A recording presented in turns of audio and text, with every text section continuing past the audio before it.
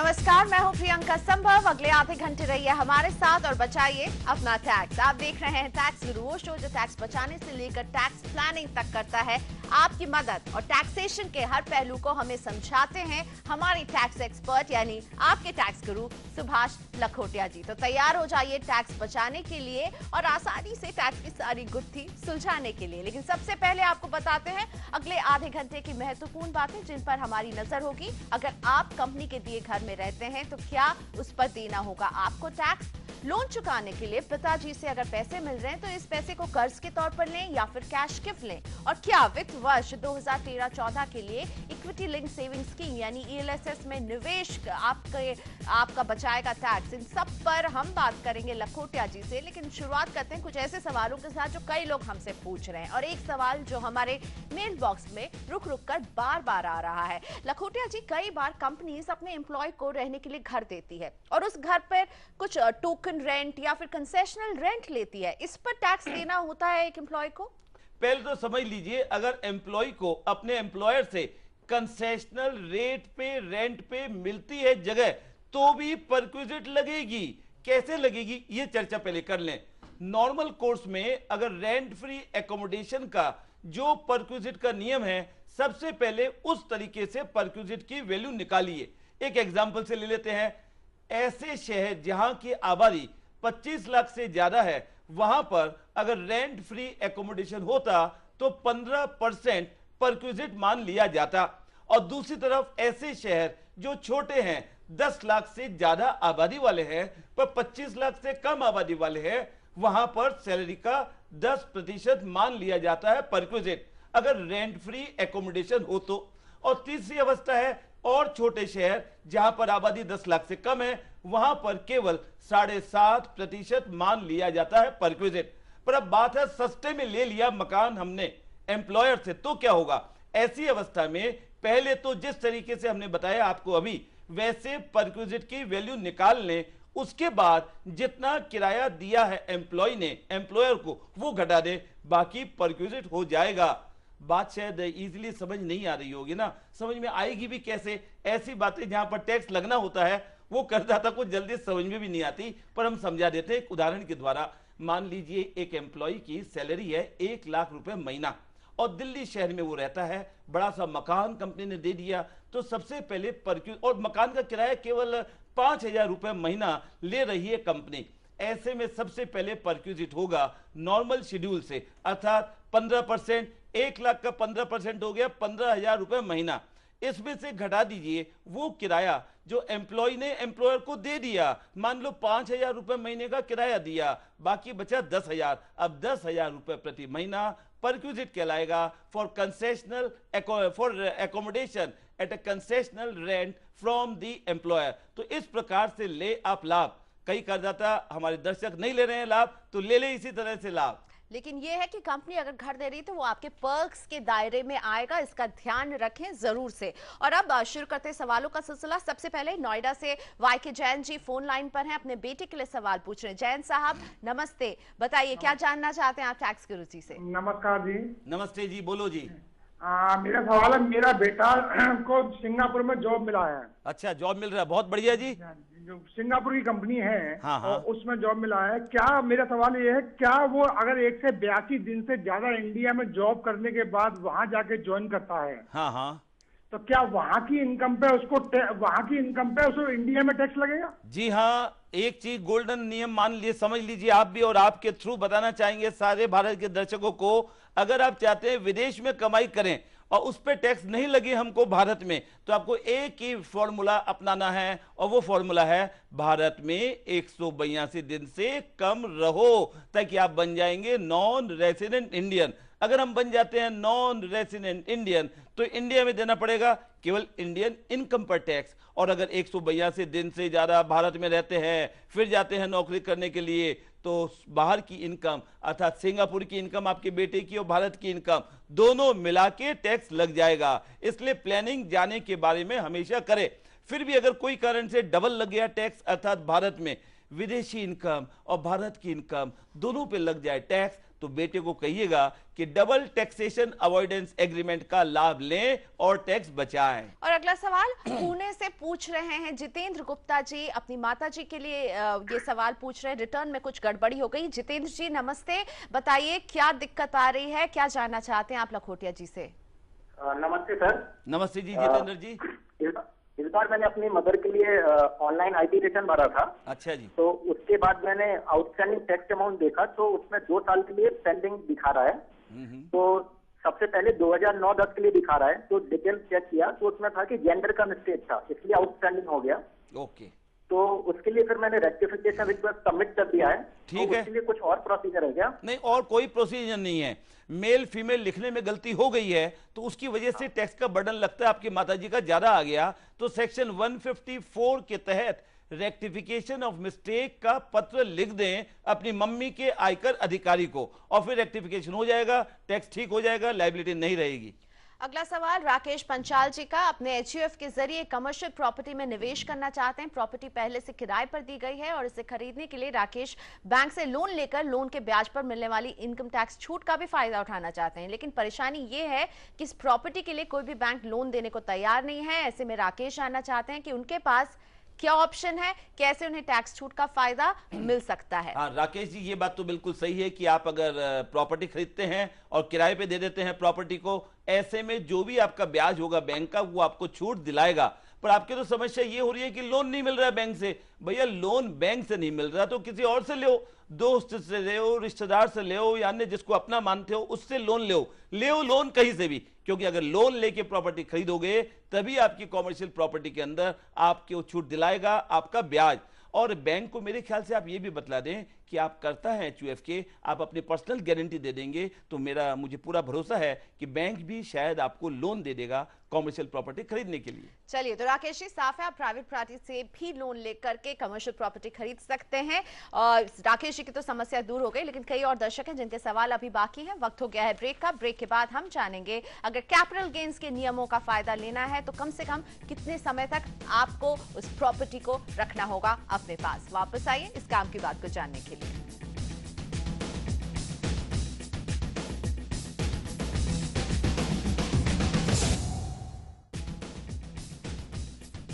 Welcome back. आप देख रहे हैं टैक्स गुरु। वक्त से पहले हम बचाते हैं आपका टैक्स ताकि आप हासिल कर सके किस्मत से ज्यादा। और हमारे साथ हैं हमारे टैक्स एक्सपर्ट यानी कि टैक्स गुरु सुभाष लखोटिया जी। लखोटिया जी, आप हमेशा कहते हैं कि होम लोन लो, घर खरीदो, उसके ब्याज पर टैक्स छूट पाओ। लेकिन अगर होम लोन लेके कोई 2 मंजिला घर खरीद ले, एक फ्लोर पे खुद रहे, दूसरे फ्लोर को किराए पर दे दे, तब इसके ब्याज पर जो है टैक्स छूट कैसे क्लेम करेंगे? क्योंकि एक हिस्से में खुद रह रहे हैं, दूसरा हिस्सा रेंट पर दिया है। इसको तो मैं कहूंगा पीटीपी फॉर्मूला। पीटीपी का मतलब हुआ प्रॉस्पेरिटी टैक्स प्लानिंग। जी हां, अगर आपके पास पैसे हैं ढेर सारे, अब आप सोचते हम भी मकान खरीद ले, बड़ा सा मकान, ग्राउंड फ्लोर, फर्स्ट फ्लोर, 2 मंजिल का मकान खरीद ले, आधे में हम रहें, आधे किराए पे दे दें, तो ये one of the best formula है फॉर योर इन्वेस्टमेंट स्ट्रेटेजी। दोस्तों ध्यान रखिएगा, अगर एक ही मकान या एक बंगला आपने ले लिया, 2 मंजिल का एक एग्जाम्पल में ले लेते हैं हम, और ग्राउंड फ्लोर में आप रहते हैं, और ले लो मान लो कि ब्याज दिया ढेर सारा, 6 लाख रुपए पूरा ब्याज दिया पूरी बिल्डिंग के लिए, लोन के लिए, साल के 6 लाख रुपए। ऐसे में टैक्स प्लानिंग क्या होगी? आधा मकान जो आपके अपने हाथ में है, अपने घर के लिए यूज कर रहे हैं, उसमें आपको टैक्स छूट मिलेगी 1.5 लाख रुपए तक। अर्थात अगर टोटल मकान के ऊपर 6 लाख का ब्याज लगा, आधा ब्याज 3 लाख हो गया अपने रहने वाले मकान के लिए, उसमें से छूट मिलेगी 1.5 लाख रुपए तक।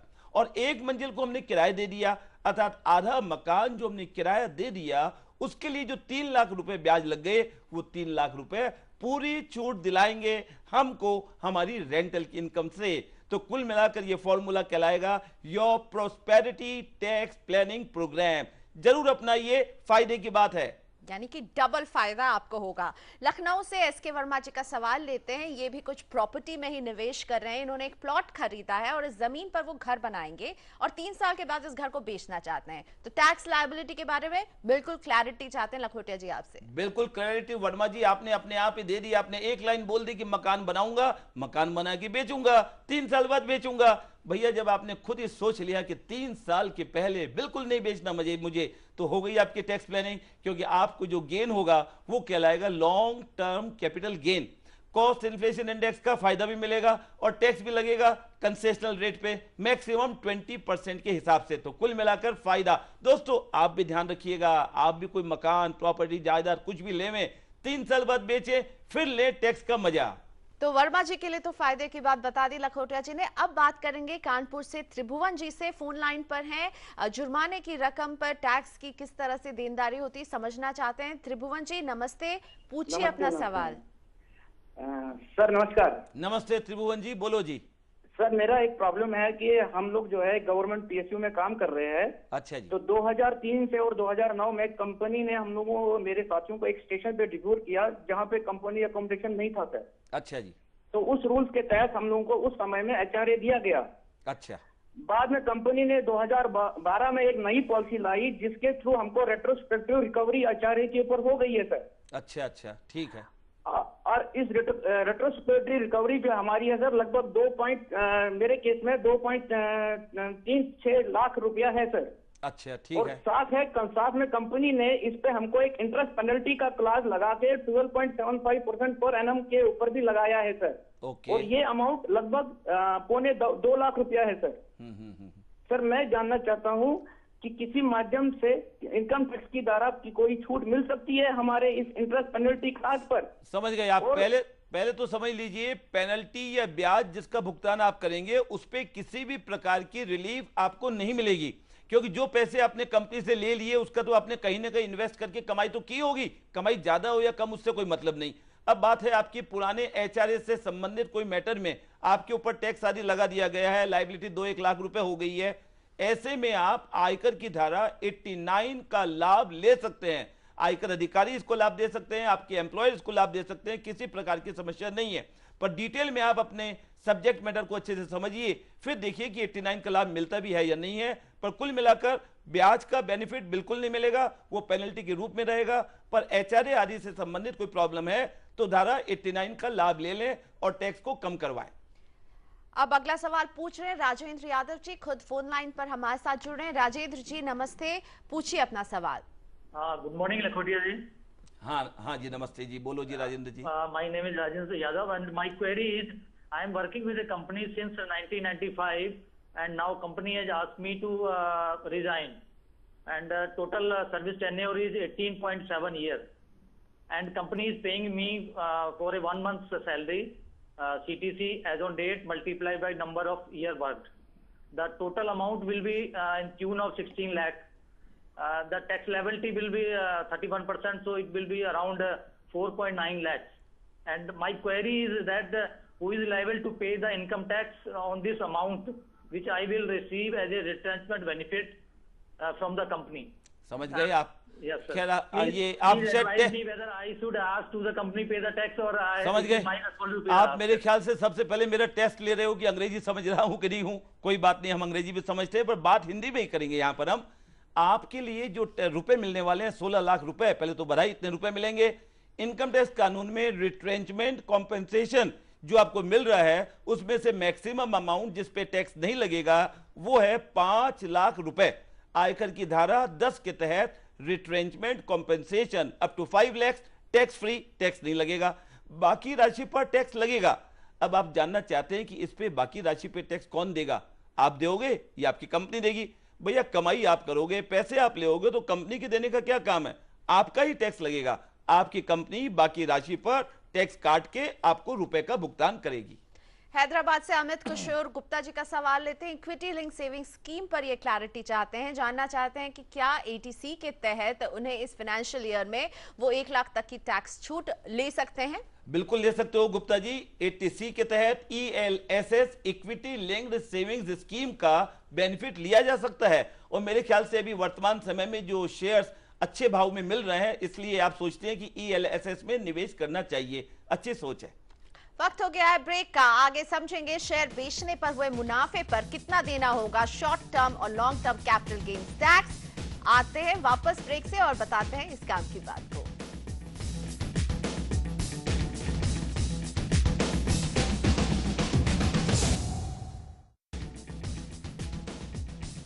Welcome back. आप देख रहे हैं टैक्स गुरु और हम दूर करते हैं टैक्स की टेंशन। और एक ऐसी ही टेंशन की बात हमारे करदाता हमें लगातार लिख रहे हैं, ईमेल और फोन कॉल्स के जरिए बता रहे हैं कि एनुअल इंफॉर्मेशन रिटर्न को लेकर वो परेशान है। कई को तो इनकम टैक्स डिपार्टमेंट से नोटिस भी मिला है। तो इस टेंशन को रखते हैं टैक्स गुरु के सामने। टैक्स गुरु, आप थोड़ी सी इस उलझन को कम कीजिए। एनुअल इंफॉर्मेशन रिटर्न को लेकर परेशान हो रहे हैं लोग।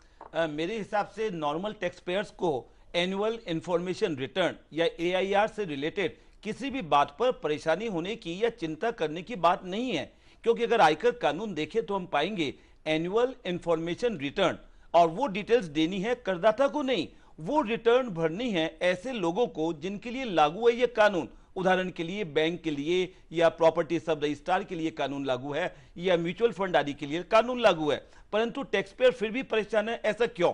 अब जरा एनालाइज कर लें डिटेल में हम पाएंगे तो हमने देखा है पिछले महीने भर में भारत के अंदर ढेर सारे करदाताओं को आयकर विभाग द्वारा नोटिस प्राप्त हुए हैं और इन नोटिस में डिटेल दी गई है पिछले 1 या 2 वर्षों की वे सब ट्रांजैक्शंस की डिटेल जो उस करदाता के एनुअल इंफॉर्मेशन रिटर्न में रिफ्लेक्टेड हैं और कहा गया करदाताओं की बतलाओ डिटेल्ड आंसर। अगर आप भी आते हैं ऐसी कैटेगरी में जिनको मिले हैं ऐसे नोटिसेस और आपके सारे ट्रांजैक्शंस जो AIR में दर्ज हैं उसके डिटेल्स आपने आयकर रिटर्न में दिए हुए हैं तो आपको चिंता की बिल्कुल बात नहीं है। परंतु हां, ऐसे भी कई करदाता हैं जिनकी डिटेल्स AIR में एनुअल इंफॉर्मेशन रिटर्न में तो आ गई पर उन्होंने इनकम टैक्स रिटर्न नहीं भरी और अगर आयकर विभाग उनसे डिटेल मांगेगा तो वे जवाब नहीं दे पाएंगे। हमारा सजेशन है कि ऐसे करदाता फटाफट अपने रिटर्न भर दें और जिस चीज का भी आंसर नहीं दिखला सकते, आंसर नहीं मालूम, चिंता हो रही है, उसको इनकम में दिखला लें। बात करेंगे हम विष्णु कुमार मीना जी से, फरीदाबाद से ये जुड़ रहे हैं, फोन लाइन पर हैं। विष्णु जी नमस्ते, बताइए क्या जानना चाहते हैं आप टैक्स गुरु से। हाँ नमस्कार जी, मैं विष्णु कुमार मीना फरीदाबाद से। बोलो जी मीना जी। हाँ, मैंने ऐसा है कि ITNS 281 से मेरा इनकम टैक्स मैंने जमा करा दिया था चालान नंबर ऑनलाइन पेमेंट के थ्रू। ठीक है, बहुत बढ़िया। लेकिन वो मेरे 26 AS में रिफ्लेक्ट नहीं हो रहा है। ओके। जब मैंने क्या किया, ITR 2 भर दिया जिस ड्यू डेट से पहले और उसमें वो चालान नंबर मैंने मेंशन कर दिया। ठीक है। लेकिन अभी वो 26 AS में तो अभी भी वो मेंशन भी नहीं है। तो मैंने अपने डिडक्टर को लेटर भी लिख दिया कि मेरा जो क्रेडिट है वो जमा कराया जाए वहाँ पे। हाँ। लेकिन अब मुझे आगे क्या करना चाहिए? नहीं, डिडक्टर को लेटर लिखने का तो कोई काम ही नहीं है। आप बता रहे हैं कि जो आपका टैक्स था वो आपने चालान भर के ऑनलाइन पेमेंट करके जमा करा दिया। जब आपने जमा करा दिया तो नियम से 26 AS फॉर्म में इसकी डिटेल आनी चाहिए। अब नहीं आई है, कोई बात नहीं। ऐसे में आप अपने आयकर अधिकारी को एक लेटर लिख दें for rectification of the mistake और चालान की ट्रू सर्टिफाइड कॉपी जेरोक्स करके लगा दें और फिर आ जाएगा 26 AS में। आज के दिन चिंता करने की कोई बात नहीं है आपके लिए।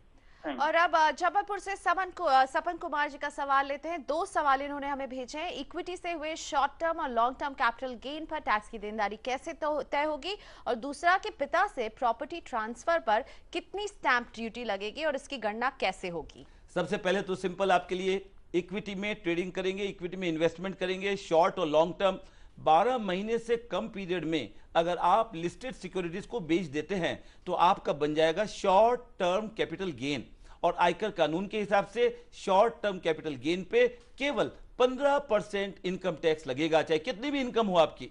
अब आ जाइए, अगर आपने 12 महीने से ज्यादा शेयर्स को रख के लिस्टेड सिक्योरिटीज को बेच दिया तो आपकी जो गेन होगा उस पर इनकम टैक्स बिल्कुल नहीं लगने वाला, उसकी चिंता ही न करें, क्योंकि वो कहलाएगा लॉन्ग टर्म कैपिटल गेन, जिस पे सिक्योरिटी ट्रांजैक्शन टैक्स का भुगतान भी हुआ, उस पे टैक्स बिल्कुल नहीं लगने वाला। अब आइए, आपने पूछा कि अगर पिताजी आपको देंगे कोई प्रॉपर्टी तो स्टैंप ड्यूटी लगेगी नहीं लगेगी, कैसे जोड़बाकी होगी इसकी? तो स्टैंप ड्यूटी तो लगेगी भैया, क्योंकि ट्रांसफर ऑफ प्रॉपर्टी एक्ट में स्टैंप ड्यूटी लगना जरूरी है। अब किस रेट पे लगेगी? वो रेट है जो सर्कल रेट है या वैल्यूएशन रेट है स्टैंप ड्यूटी रजिस्ट्रार के, वो रेट लगेगी। और बेहतर होगा आप कोई भी प्रॉपर्टी गिफ्ट लेने के पहले, पिताजी से गिफ्ट लेने के पहले जरा पता कर लें कि स्टैंप ड्यूटी आखिर कितने रुपए की लगेगी। हो सकता है कई बार बहुत सारी स्टैंप ड्यूटी लग जाए, उस अवस्था में ये बेटर होता है कि आज प्रॉपर्टी नहीं लें, आने वाले समय में वसीयत से लें। और अब एजुकेशन लोन से ही जुड़ा सवाल रविंद्र सेठी पूछना चाहते हैं, हमारे साथ फोन लाइन पर है। रविंद्र जी नमस्ते, पूछिए क्या जानना चाहते हैं आप? नमस्कार जी। हाँ, मैंने अपनी बिटिया की एजुकेशन लोन लिया था बिटिया के लिए। ठीक है जी सेठी जी, बहुत बढ़िया। हाँ, तो एजुकेशन जो असेसी है उसकी तो इनकम थी नहीं, तो पेरेंट्स तो उसका एजुकेशन लोन का जो इंटरेस्ट है उसका क्लेम ले सकते हैं। बिल्कुल ले सकते हैं। तो एजुकेशन लोन में बिटिया का नाम है और उसके साथ मैं फादर हूँ, मेरा नाम है एज ए को बोरोर। अच्छा जी, तो क्या मदर भी इसका एजुकेशन लोन इंटरेस्ट का क्लेम ले सकती हैं? ऐसा है, भुगतान अगर मदर ने पेमेंट किया है तो मदर अपने पैसे से भुगतान करेगी तो वो बेनिफिट ले सकती है, कोई तकलीफ नहीं है। पर ऐसा नहीं हो कि नाम लोन के अंदर, लोन वाले के अंदर नाम में माता पिता दोनों का है, पर आपकी पत्नी ने कोई भुगतान नहीं किया और केवल आपने भुगतान किया और छूट पत्नी लेना चाहे, वो पॉसिबल नहीं है। कहने का मतलब सीधा सीधा है, जिसने भुगतान किया ब्याज का, एजुकेशन लोन का आपके बच्चे के लिए, उसको छूट मिलेगी, चाहे पति हो चाहे पत्नी हो। बोकारो झारखंड से हमें ईमेल मिला है केएल मंडल जी का। इनके बेटे ने 14,50,000 का एजुकेशन लोन लिया है, जिसमें से 3,25,000 का ब्याज उसने दे दिया है। वो इस पर टैक्स लायबिलिटी समझना चाहते हैं। टैक्स लायबिलिटी क्या, टैक्स के फायदे की बात। जो एजुकेशन लोन के लिए ब्याज का भुगतान किया, वो ब्याज का भुगतान आपके बेटे को छूट मिलाएगा। और आपकी बात से प्रेरणा लेके मैं बतलाना चाहूंगा कि भारत के ढेर सारे लोग एजुकेशन लोन नहीं लिया, तो क्या कृपया एजुकेशन लोन लें, क्योंकि जितना भी ब्याज होगा इनकम से घट जाएगा आपकी।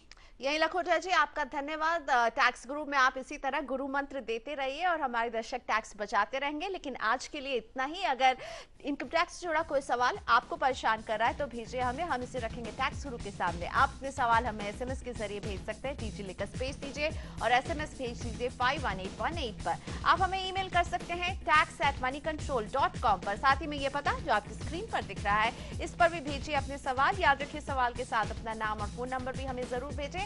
तो आज टैक्स गुरु में हमें यही इजाजत दीजिए। अगले हफ्ते हम फिर हाजिर रहेंगे टैक्स की टेंशन दूर करने के लिए। नमस्कार।